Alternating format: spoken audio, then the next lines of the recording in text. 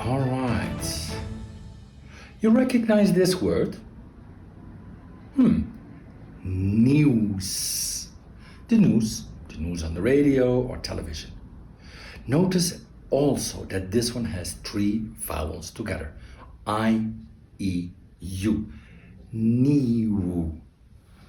In this case, you can see that we have a U, but it is one of the few times that the U or this letter is almost mute and that we fuse it with the W, like news.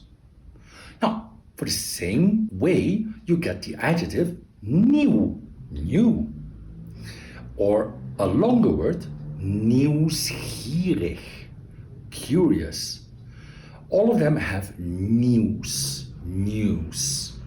But you will see indeed that the U here is kind of like mute and combined with the W becomes nieuw.